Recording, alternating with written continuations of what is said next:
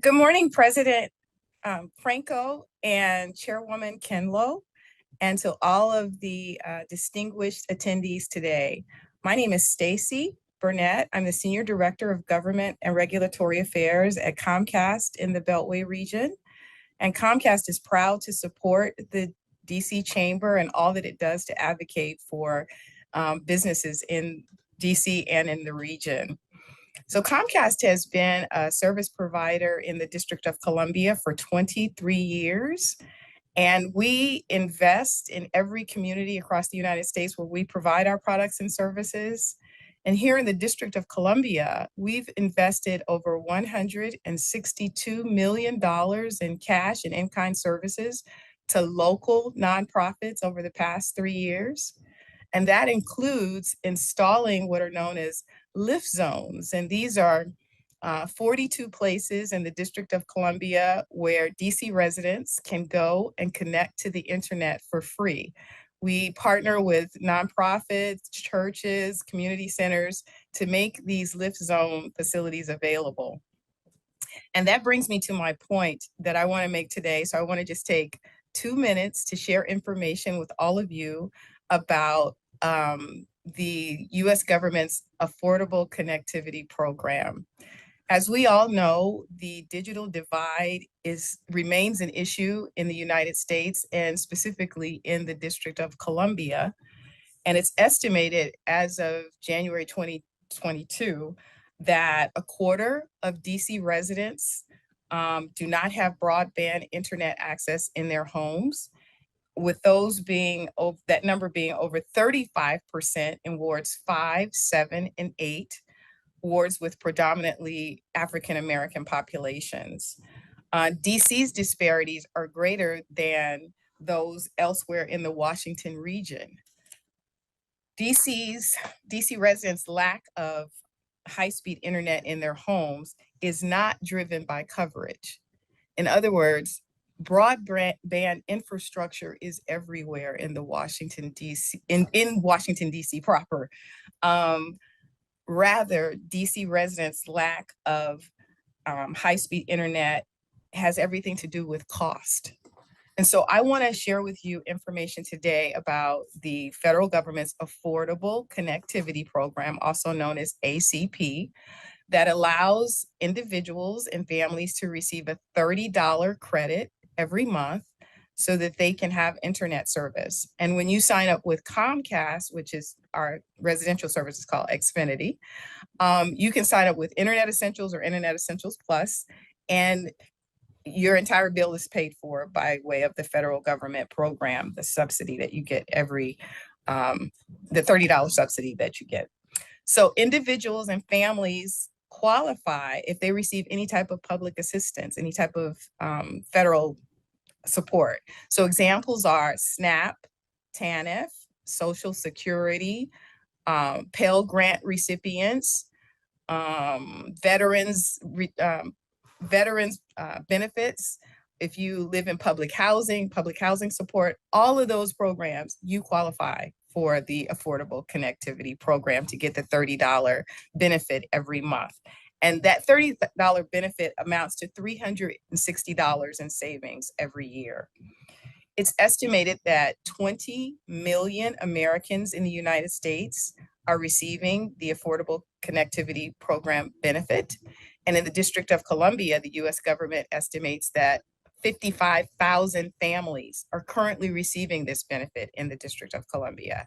And I want to encourage everyone listening today, let's get everyone who qualifies for this program in DC connected to the program so that they can all benefit from internet service at home. So if you are interested in finding out more about how to get connected, you can simply go to xfinity.com, xfinity.com, scroll down, and you'll see information on the Affordable Connectivity Program. And so I want to thank the panelists in advance that you're going to hear from on this Workforce Development and Education panel. It's through the work of these esteemed panelists that the District of Columbia will reach its greatest potential. It's through their work and their thought leadership. So we really need to hear from this panel. And I think we can all agree that when we invest in our residents, we invest in our future.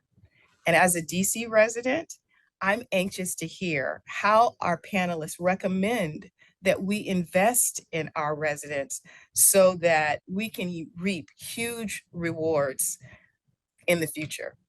So I want to introduce the moderator for this panel. It's Paul Kine. He is the Deputy Mayor for Education. So let's all wait with anticipation as we hear from the entire panel. Paul, I'm turning it over to you. Thank you, Stacy, and good morning, nearly afternoon to everyone here. Stacy, thanks for all your support for the city, and in particular, I'm reminded of the great support you and Comcast provided during the pandemic to help get our students connected, so students and families, so thank you so much for that. I am Paul Kine. I have the honor of serving as Mayor Bowser's Deputy Mayor for Education, overseeing on her behalf the public school system and indeed the workforce system across the District of Columbia. And we'll have a good conversation today with three important leaders of these systems across DC. We are going to hear from Chancellor Louis Farabee of DCPS. We'll hear from UDC's brand new president, Dr. Maurice Eddington, and of course, a person known to us all through his incredible civic engagement and service, Chairman Antoine Ford from the Workforce Investment Council, as well as a prominent employer here in the district. And I'm here to moderate a good conversation. I'm also here to share with you how incredibly proud I think we should be of the system that we've got. We have a very, very strong education to employment system that has done incredible work, and we have a lot of work to do together. I wanted to share with you up front some of the strengths of the system. Our graduation rate has been climbing for 14 years. We now have a 75% graduation rate from our K-12 system. We've just gotten the results from our standardized test, our PARCC scores, and I'm proud to report that those scores are once again going up post-pandemic. We saw similar growth to what we saw before the pandemic in both reading and math. And I'm very proud to say every single student population saw growth in learning outcomes this past year, which is a credit to our schools. Our unemployment rate now is hovering around just above 5% across the district, which is a credit to a lot of the work of employers and of course our workforce system itself. So there's a lot of strength across DC. And at the same time, we know, as I said, there's lots of work to do. We know, for example, that our unemployment rate in Ward 8 is 12%, so more than double the average. We know, for example, that of every 8 ninth graders, 8 of every 100 ninth graders in Washington, D.C., only 8 actually complete a 4-year degree. We know, for example, that of the 19 really great jobs that form platforms to move on and enter the middle class for our residents, our current system only trains for 6 of them. We train for 6 of the 19 great jobs that we know about that exist in the district. So we've got lots and lots of work to do together, and there's no better group of leaders, I think, in the country to help support and sustain this work than the folks we've got on the panel today. So we'll have a conversation about how we ensure that the journey of our residents from childhood through adolescence into post-secondary and into work can be strengthened and sustained, how we knit together the fabric of our education and workforce systems. There's no better place to start than with Chancellor Louis Farabee, who's been at the helm of DCPS for 5 years and has been relentlessly focused on the topic under discussion today. And Chancellor Farabee, I want to welcome you. And I also want to start by asking you what I'm sure a lot of us wonder about, which is, what do you hear from students? What do you hear from young people about what they need to be successful as we ground the conversation? Thank you, Deputy Mayor Kine. It's great to be here today for the State of the District Regional Conference. Also honored to be with my colleague, President Eddington, and also Chairman Ford. I appreciate all the highlights of the outcomes in DC public schools in DC, especially it's like a testament to the work that our educators are doing and really proud of our industry certifications and career pathways that DCPS provide. Having said that, I think what's really important to our students and top of mind is they're ready to work. And they're ready to work now. We're hearing from our students a desire to secure their financial futures as early as possible. They know that there is money to be made out there in careers, both in college and career performance tracks and curriculum and opportunities provided. And so they want those opportunities now. They want those opportunities in high school, and they're ready to get on that pathway now. Students are also looking for ways to gain internships, apprenticeships, employment, various levels while they're in high school. And I think there's a keen awareness, not only the importance of starting their career pathway now, but also to avoid the debt that many of our college students have taken on, and the challenge of that, especially given the conversation we've had around student loan debt. So again, I think they're really, really dedicated and committed to starting their careers now. Thanks so much, Chancellor. I know over the past 5 years, at least in my observation, you have devoted a lot of energy to high schools and secondary students and actually creating those new kinds of opportunities. As the world changes around us, it seems like you have intuited that our high schools have to change too. So do you mind just sharing briefly a little bit about what work you've been focused on and DCPS has been focused on to get kids more ready for what comes next? Yeah, we're committed that by high school, our students are ready to explore one of our 30 industry recognized certifications or 25 distinct pathways. And we ensure that our pathways are high demand careers, but we've also provided our high schools the opportunity to be entrenched in a community driven redesign process. So every high school in DCPS has an opportunity to raise their hand and rethink their programming. And that is done with an enormous amount of community engagement where students, community members, families are helping drive the instructional program of that school. And so, for example, we have entrepreneurship, financial literacy as a focus at Cardozo High School. And many of our high schools are rethinking the way that students also learn outside of the classroom. So what students said to us is, hey, it's great to get what we get in the classroom, but we want to learn in our community where we live. And we have tremendous experiential learning experiences that students have access to as a result of these redesign efforts, but also, again, the ability to start to build their career earlier. And Chancellor, I'll conclude this part of our journey by asking you a fundamental question about equity and access, because sometimes we create new programs and we put them in parts of the city that remain far from students who are farthest from opportunity. So can you just talk a little bit about how your career and technical education programming is actually centering equity? Yeah, absolutely. So we believe that career and technical education plays a pivotal role in advancing our equity work to ensure that we're eliminating opportunity gaps, removing barriers to academic and social success, particularly for our students of color. And so we know that obtaining industry recognized credentials is one of the ways in which we can address some of the disparities in our community. And that includes areas such as QuickBooks, biotechnology, construction trades, just giving our students a leg up and more opportunities and options for post-secondary success. So last year, just to give you some of the numbers, we had over 4,800 students enrolled in our career and technical education programs across our 16 high schools, and 70% of those learners were Black students. And so we know that not only our Black students are showing up in our career and technical education programs, but they're thriving. And they're starting to build their careers, and they're also starting to be professional leaders. And we know that having a large number of students in these programs is important to address some of the disparities we see.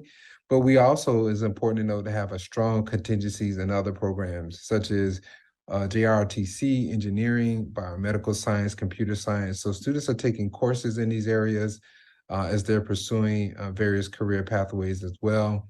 And we know by introducing these pathways, especially leading to certifications, we're creating established pipelines that will help our students go directly to the workforce. And then we also are continue to think about the intersection with students who have disabilities. We have River Terrace, where we have a large population of students with IEPs. We set them up with success with our Academy of Hospitality and Tourism.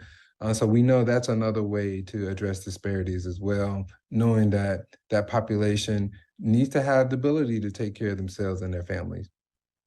Thank you, Chancellor. It sounds like a strong focus on access, but also on high quality programming that will land you in really good jobs. So it sounds worlds away from the kind of voc ed that I was familiar with in the 1970s. So congratulations on your work. But we'll continue along our journey now, and we'll come appropriately to our very own University of the District of Columbia, which, for those of us that follow that institution, understand that it is actually a big part of our public school system in Washington, D.C. A high proportion of UDC students actually come directly from our K-12 public schools. And we are thrilled to have a brand new president, Dr. Maurice Eddington, in the role. And Dr. Eddington, it's both a blessing and a curse that you are here so early in your tenure, because you know so little, but you know enough to be dangerous. Mm-hmm. So we'll start off by asking for some observations from you. You've got your flagship institution at UDC, which provides four-year and graduate programming. You've got a community college at UDC, which is vital to our ecosystem in lots of ways. And you've also got a separate workforce center providing free workforce training to residents. And you have these three different components, if you will, of this wonderful institution. As you have come on board, what are some of your observations about how integrated and seamlessly these entry points work for residents, and how much they work coherently together? Thanks, Paul, and good morning. It's a pleasure to be here. At UDC, we're working very hard to ensure that we have as many pathways as possible available for our students to receive education and training to enter into the workforce. And as Paul stated, UDC is very unique in that our structure and academic programming provides entry points at essentially every level. From workforce development, students can receive certificates all the way up through associate's level, bachelor's, master's, doctoral, professional degrees. And so we have pathways into our university system at every level. And there's not many, if any, other universities in the nation. And so it's important for us to make those pathways and connections seamless internally. And so, Paul, I've observed, as you might imagine, spent a lot of time researching, assessing, and evaluating how we operate with that goal to have a seamless pathway and contribute to this ecosystem in the district's public education sector. And so what I have observed is the institution has been working very hard to move towards that goal and vision. And one of the great things that we did is we're structured such that the heads of those different programs, they are all administratively on the same level. They're all headed by deans, academic deans, and that's very important because they see each other as partners and peers. And then our org structure is such that they report up through our chief academic officer. And so there's a lot of built-in collaboration that comes with that structure. So those deans work together very closely on a regular basis. And they've begun to put the foundation down in terms of that seamless pathway concept. And I see we have some opportunities to build on that by adopting this mindset where we have the seamless component, right? Where we're fluid and we abandon the silo mentality, right? In higher ed, it's built around a silo. Each program looks and defines success based on its own definitions. The world has changed, as you said earlier, and so we had to rethink how we work together because the definition of success has changed for for students. As the chancellor said, high school students, he said, want jobs now, and same for students who come to us at the different levels. They want to work because there's a lot of gainful employment. So we're working with our leaders in those programs to adopt that mindset that allows us to structure and offer programming that will meet the needs of those students with their mindset, as well as the workforce needs, which have changed. And so that means we have to have curricula that connect each of those different sites. Workforce development, we should have pathways to the community college. Community college, there should be seamless pathways to the bachelor's programs so that all the credits transfer, right? The experiences that they get at one site are meaningful and used as a foundation to build to the next site. So that takes continued cooperation, planning. But Paul, it's really about us adopting a mindset where that seamless component is seen. And then also one other thing, opportunity for us is to do more work with making students aware of the destination points along the path, right? When they start. No matter where they start, we make them aware of all of the destinations. So even if they come to us and say, well, we came here for this credential, we're going to let them know that there are other credentials along that pathway and encourage them to consider all of those options. And then they'll be better positioned to make the decisions that's best for them. President Eddington, thank you for that. It sounds like you've got a view, there's work to do internal to UDC to build connections and pathways through articulation agreements and credit transfer and credit for experience and so forth. So we wish you the best with that. I'd like you just briefly, if you don't mind, to now comment on what this might mean externally in terms of UDC's partnerships. What are the best practices or strategies that you think the university might consider adopting to foster greater connection with the K-12 system and, of course, with our employer partners? Yeah, no, thank you. I think with looking at the K-12 system, it's first identifying what our goals are and agreeing on a shared vision. And that's something that we've begun. Chancellor and I have had conversations already about what we both want to see and how we can each support and help each other. And then once we agree on that shared vision, along with the vision of the mayor and Paul and your team in the education sector, right? We all have a shared vision. Then it's about defining the specific aspects, like you mentioned, transfer credits and articulation agreements, right? So the chancellor and I are talking about very specific agreements and partnerships that we want to establish between our university and those schools across the city, and then really work hard on our end to understand what the needs are at each of those school sites, and so that we can be positioned to provide attractive options and pathways for students across the whole city. And so we're going to work. Let me jump in for a second. Chancellor, why don't you tell us what's happening at Anacostia, just briefly as an example? Yeah, thank you, Deputy Mayor Khan, for that question, because we're really thrilled that we've entered into a new partnership with the University of District of Columbia to offer an early college program where students have the ability to earn college credit in their experience in high school at Anacostia. And we have specific areas of focus. So we're very fortunate that we have actually staff from UDC at Anacostia right now. We are studying areas of agriculture, science right now, and we plan to build upon that. So President Eddington and I have talked about the importance of dual enrollment. I believe it gives students a tremendous leg up with their college journey. Not only do they get a chance to earn credits, but we know that they're more successful in their college experiences. It builds confidence, which is really important for our students. And it is no cost to the student. And so those college credits can stack up financially for a family. And so we know that this is a really important option for our students.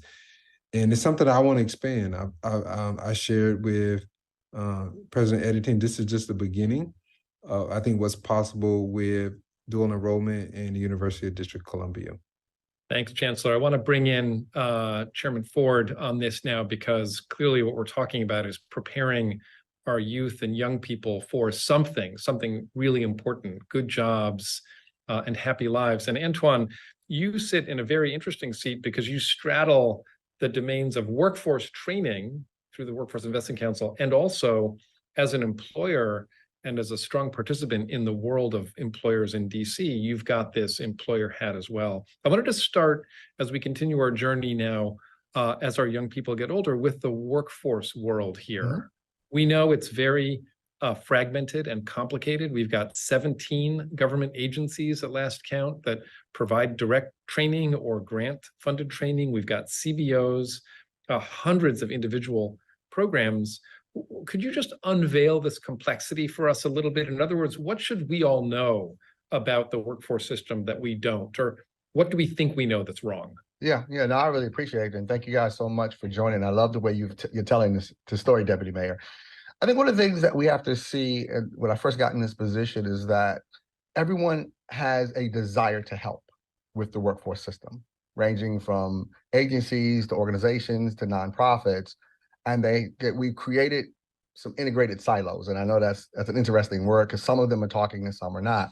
And I think one of the issues that businesses will get into at times is, who am I talking to and what am I talking to them about? And I think that's some things we really need to talk through, because I love the way we're getting, as I almost see myself as a workforce evangelist, to try to get everyone under the same tent. So we'll say, great, I'm talking to UDC. We're talking to the DC public school systems about what they're doing. We're talking to the federal city council, and we're saying, hey guys, how do we make sure we're communicating and making it easy for people to take a path forward? And so ranging from our kids getting exposure to the jobs, to our kids working with the community college and UDCs, to saying, how do I get internships and apprenticeships? And I think the biggest myth that's out there is that the workforce system is an entitlement program. I see it, honestly, as a supply and demand program at the end of the day, particularly for those folks that need jobs right now. Particularly for those folks in communities that we need jobs in cybersecurity and healthcare and nursing, where there are jobs, there is a massive demand for those jobs, and we have the supply. It's just a matter of putting them together. My analogy I often use is gold and diamonds often need to be refined. We got a lot of gold and diamonds in this city. We just need to refine them a little bit and put them through the processes and really get them in touch with the people that really need them. And so the biggest thing we have to continue to do is to continue to bring all of the systems under the same tent. I think with the WIC, we're able to do that and have them communicate to each other. With the other organizations, we're having this sense of come under the tent and let's make sure we're communicating more effectively when it comes to the workforce programs. So, Antoine, let me ask you, as a follow-up to your provocative statement that we need to shift this from an entitlement program to one in which supply and demand are better matching up. In your mind, what are the one or two things that should be the priority for all of us to make that transition? I think one of the things that we have to do, and also I'm glad I got my educators here, is to make sure we understand people need two things. One, they need to see what's available to them, both parents and students. We did a study with the WIC about a year ago, and one of the biggest issues is that people didn't understand the job availability, and people didn't understand what does it mean to be a professional in this job, and what does it mean to be a cybersecurity or developer or a nurse or healthcare. And once they got access to what was possible, our students became like, wow, I think I can do that. As long as they're staying in their silo within a neighborhood, right? Now I'm in Ward 8, so they may be in a parts of Ward 8 now, and they never get exposed to it. They never understand the possibilities. And I think that's one thing. The second thing— interrupt you there and ask, Chancellor, how do you solve that problem? Oh, well, I think exposure is critical in students seeing the world outside of their community and their neighborhood, which is, again, I think one of the reasons we have doubled down on this idea of experiential learning and learning within various sectors of our community and understanding what opportunities exist. Our young people, like I said, they're thinking about work, but they want to work in DC. They're committed to their city and they want to work and live where they were raised. Now, where I think we have a critical role to play in getting everybody under the tent, as Chairman Ford mentioned, is the commitment from our employers to DC students. And how do we create pathways of promise where there's guaranteed enrollment and employment, and a pathway here right in the District of Columbia. Antoine, what does that look like? Can you guarantee young people work? Well, one of the things is that I can't guarantee it, but I'm certainly going to push the business community to make sure they do everything they can to open up the opportunities. The key thing there, Deputy Mayor, is that you have folks like Angela Franco, who's also on the WIC, right? And we have individuals where we cross-pollinate individuals. And for us, the one thing we need to also understand is that some of our kids that are in some communities need a little bit more help around wraparound services. They have, and Chancellor mentioned it, they have the desire, they have the passion to do it, but maybe their environment may not be as conducive to being able to do it. Let's look at transportation. We have individuals, and we've been talking about this with our transportation infrastructure. There's jobs that open up at 6 o'clock. We got to go and talk to individuals in transportation to be able to get our students to those jobs before Metro opens. So we got to look at any gating issue that we have, and we're grateful to have the relationships to be able to do that. But we have to make sure that the employability factors with kids who've not been exposed to things, and I'm grateful for the systems that DOES has and some of the nonprofits. We're looking at resumes and looking at some of the gating issues, healthcare issues that we look at that are gating, that we work together collectively such that we can say, if a kid in Washington, D.C., which I'm a native of, wants an opportunity here, let's remove every barrier that we can. And we need the community college and we need UDC to be a part of removing those barriers that we can look at. Antoine, you have named the idea that we've got to remove obstacles, and you've actually given some good examples of that.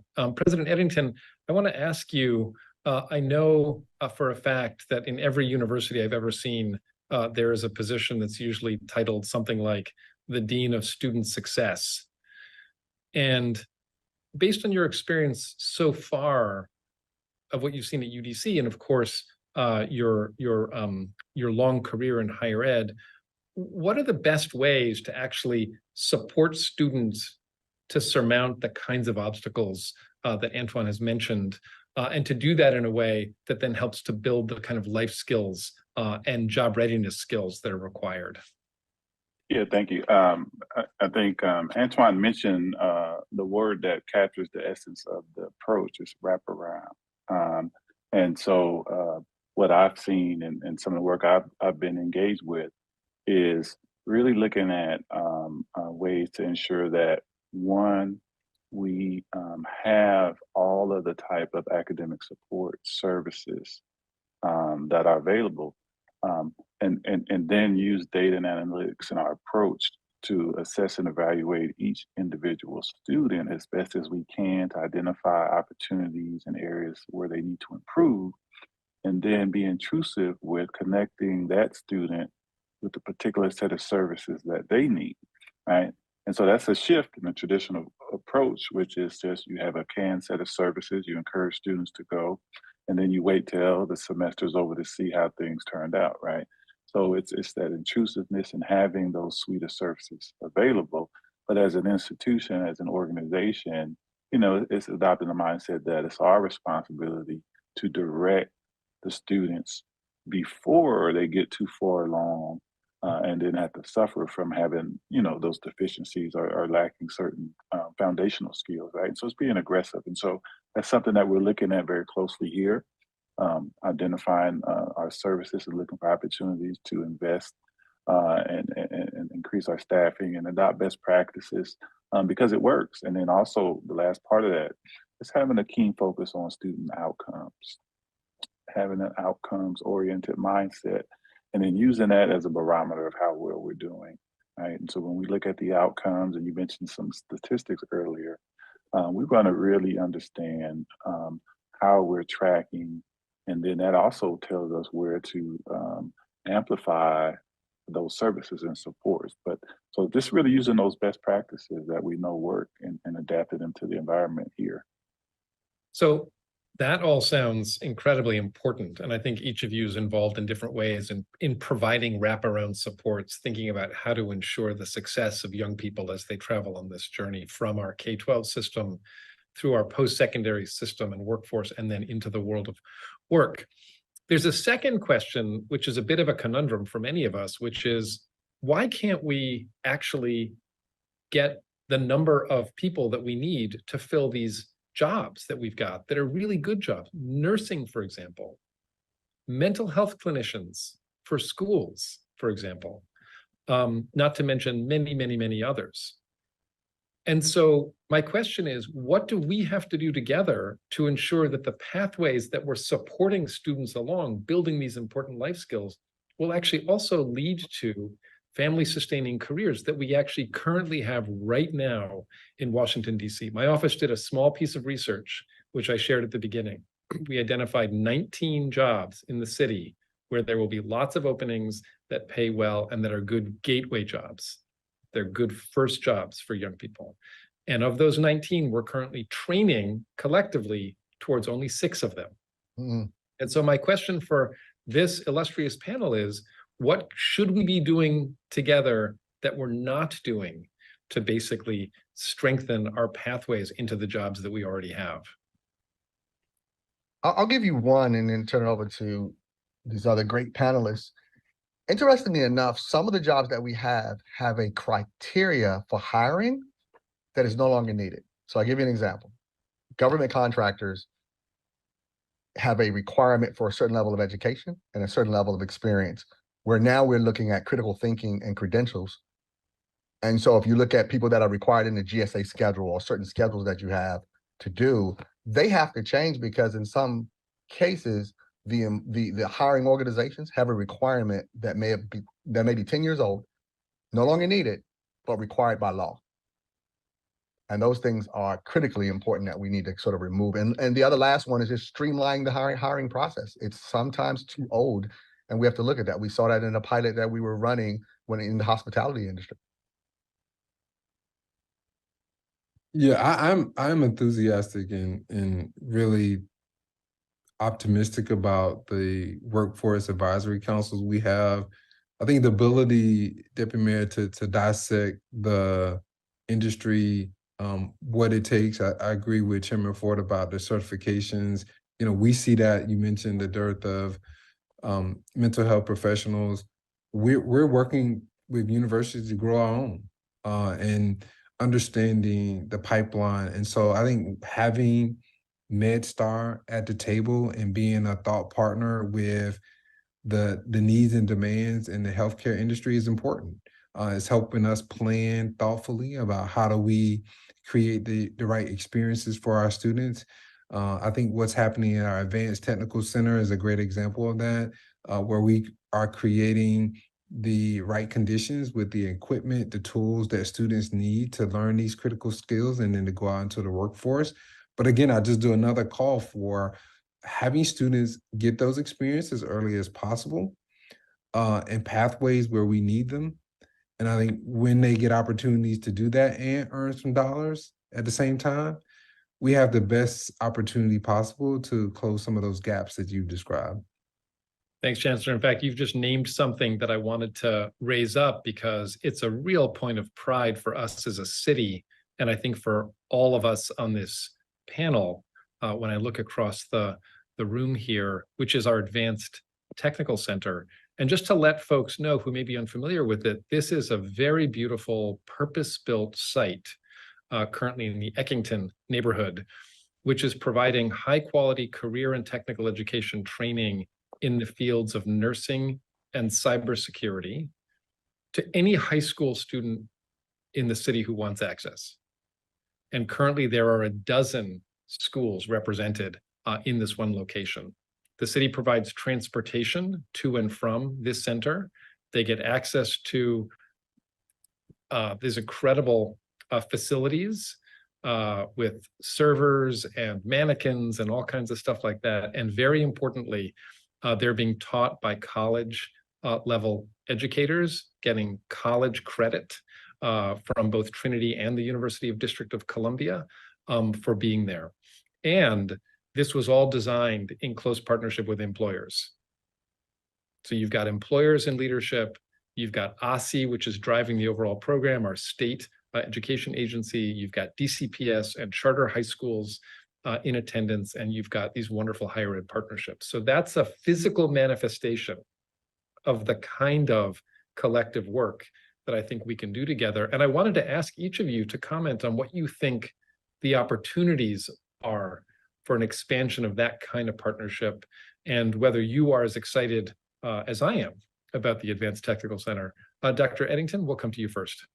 No, thank you. Yeah, no, I and we at UDC are very excited. As you mentioned, we are partners, and we look forward to have an opportunity to expand our offerings. But for us, it goes back to that pathway concept, and this is another pathway that's opening up where UDC, as a university partner, has an opportunity to contribute to training and producing the type of talent that we need here. And so we contribute by having faculty teach at the center, and by hosting and offering some of the programs on our site.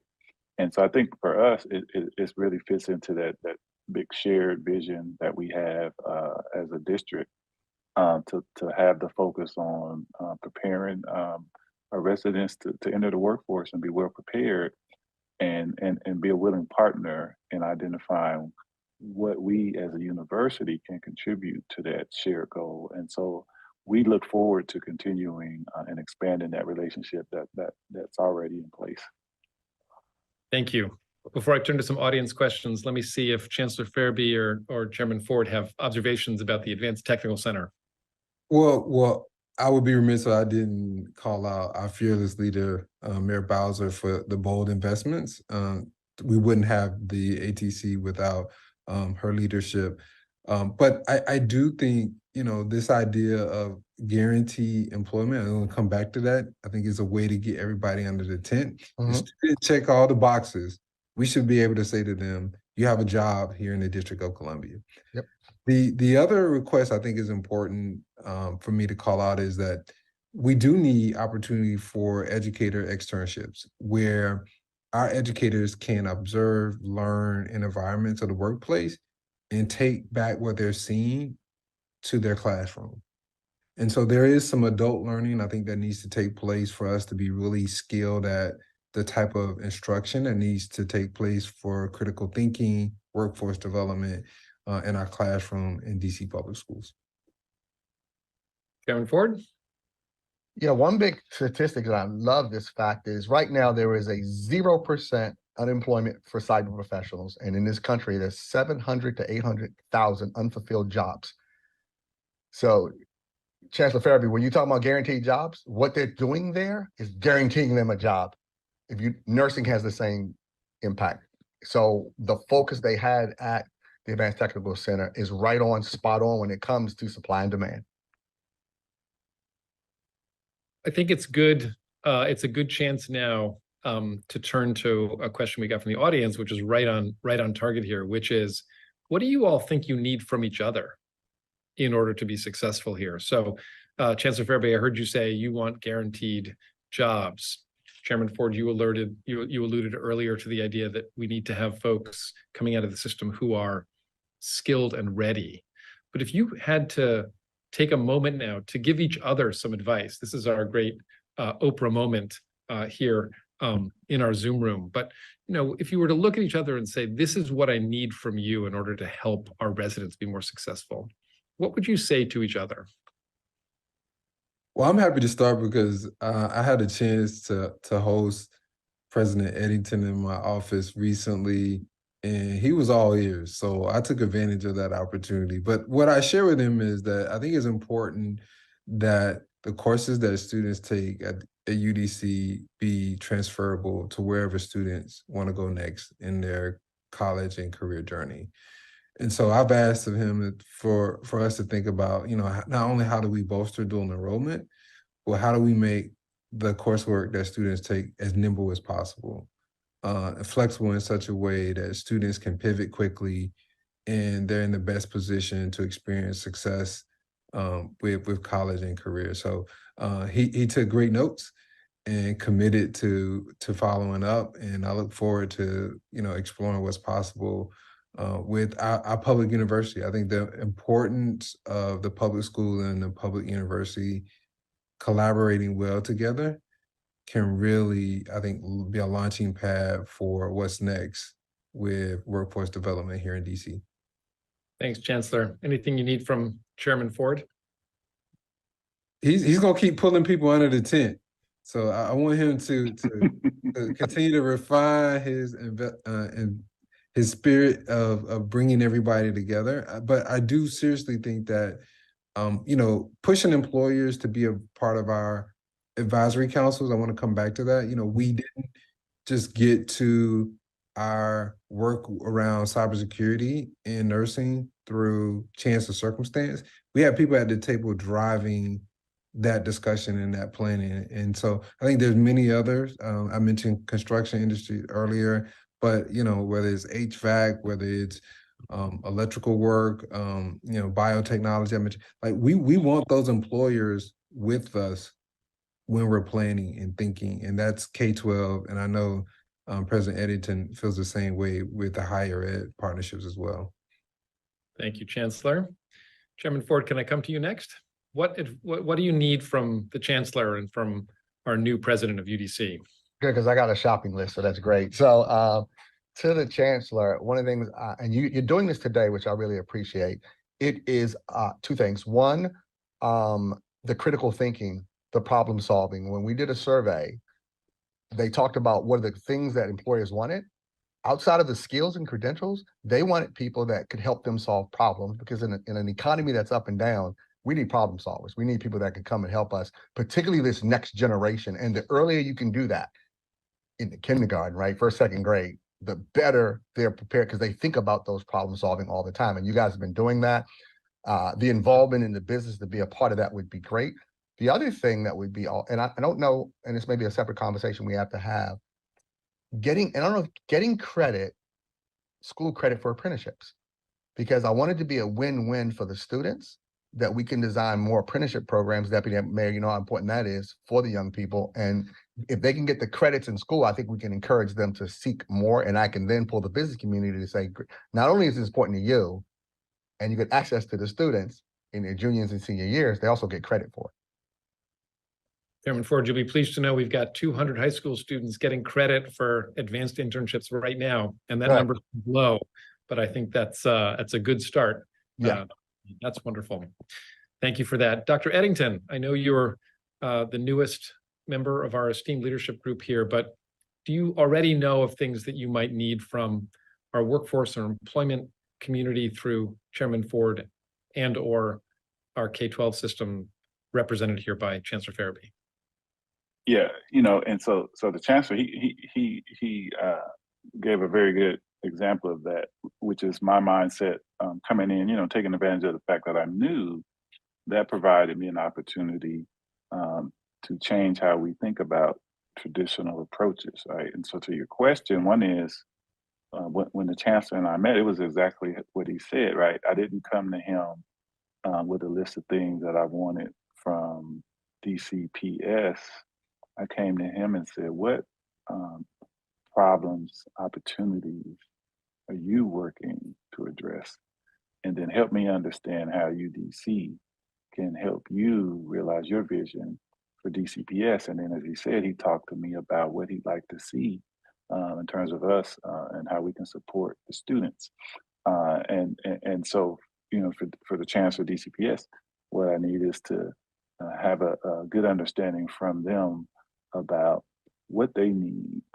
And since we have a shared vision and we're working to make sure we have a seamless pathway, we're partners. And so they can tell us and will tell us how we can help them.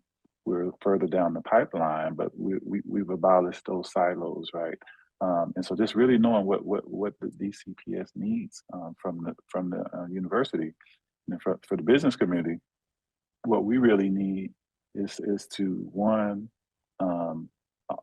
be very knowledgeable about the desired skill sets, right? Because it changes, and of course you focus on critical thinking, problem solving, but we need to continuously know what you all are seeing with your new hires coming in and the interns, right? So that we can pivot and know where to focus, and then also keep us in tune with where the market is, right? Where the jobs are going, because we as a university need to be nimble and dynamic, and it goes back to having that mentality about we're grounded in the mission to serve the needs of the residents and the district. And so we have to have a posture of being ready to respond. So data and information from the business community is what we need. So we will be more aggressive about engaging with you all to get that information. Thanks, Dr. Eddington. I will observe that you are all extremely nice, and Dr. Eddington, you're excused because you're in your honeymoon phase, but I expect to hear more responses like, I need better prepared people coming out of your system, entering mine along the journey. But I did not hear that. I heard a lot of other really good and interesting ideas. We're coming up towards a close here, and I wanted to finish where we started, which is to ask each of you to think about a young person that you know and have worked with. And Chairman Ford, for example, I have thought a lot about the interns you introduced us to at the Workforce Investment Council meeting. But think about a young person who faced some obstacles that you think the system really worked well for and with to help them along their journey. And just tell the story very briefly, please. And that will allow each of us to think about some of the practical ways in which we can continue to strengthen our system. So just briefly tell the story of a young person you know, have worked with, have met on their journey, and what it was you think you or the system did to help support them. Chairman Ford, I'll start with you because you are so deeply invested in people's journeys. Yeah, so there was a young lady who was one of my earlier interns, and we met at a DC school event. She so impressed me with the hope she had. She had a lot of hope. And one of the things that by involving her in the company and showing her certain things that we were doing, that hope started to become real. And all of a sudden, she had in her mind that not only can I become an entrepreneur, but I could also do this in a way that I can provide for my family, because she came from an impoverished community. Long story short, she eventually started a tech firm coming out of Enlighten, graduated, went to college, but she started a firm while she was in college. And so that hope was transferred to a point where she became an entrepreneur offering services. And she also didn't forget that she had to, now she actually has interns today from the DC public school system. So she did not forget where she came out of, but it was the transference of that hope to reality that I think we saw. And what do you think supported that?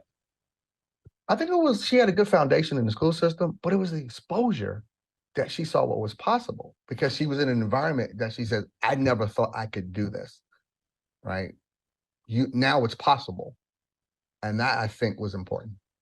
That's very inspiring. Thank you, Chairman Ford. Chancellor, can I come to you next? Yes, you can. So I'm thinking about Logan, who is a student at McKinley Tech, and she's on my student advisory council. And she challenged me as I asked for their pushes as well. And she said, things are moving too slow for me. She was one of those students like, I want to work now, but I'm a freshman in high school. What can I do? She said, I'm mastering all my coursework.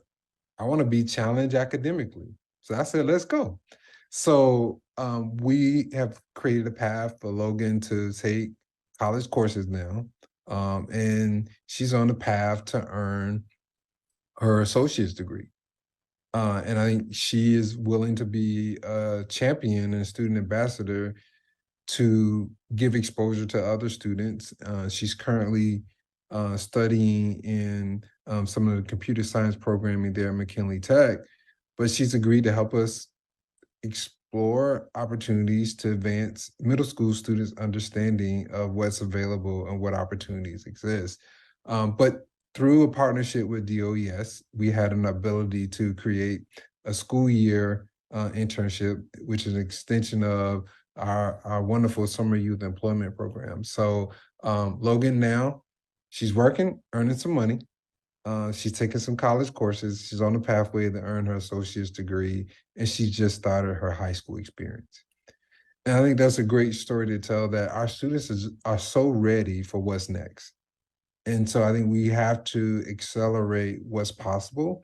in that journey of what's next. That's an incredible story of leadership and opportunity and partnership.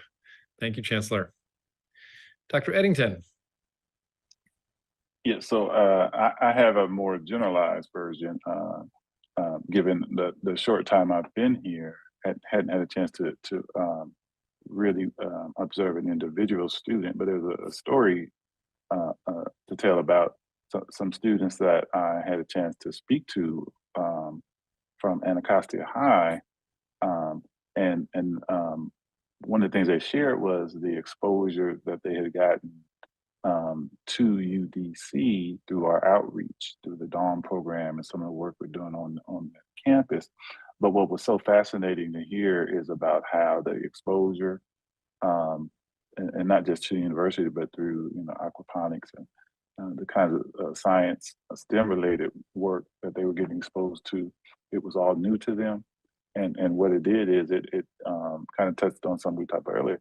It made them more aware of something that's out there that's possible that they'd never heard of, right, in terms of a career path. And so it kind of strengthened their resolve and determination to want to pursue a higher ed pathway, right?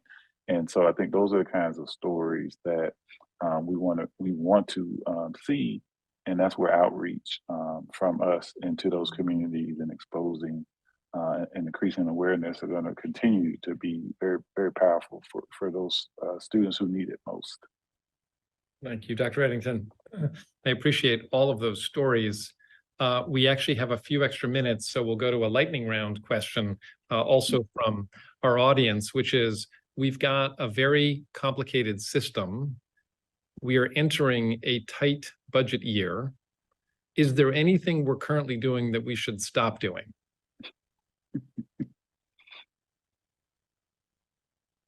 And this is a hard question for those of us that work and oversee longstanding programs and other things. But the question is, are there things we should stop doing so we can repurpose the money for better use?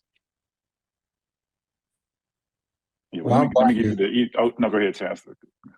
Well, I'm biased because I think the K-12 and our K-12 system is never enough for our young people, right? So I think all our parents and families would agree. I do think we need to rethink some of the services that we provide and their value, and we're always in the process of continuous improvement to best understand, like, how do we redirect our services where we're getting the most bang for our buck and high leverage. So in DC Public Schools, we have made some shifts in where we allocate resources.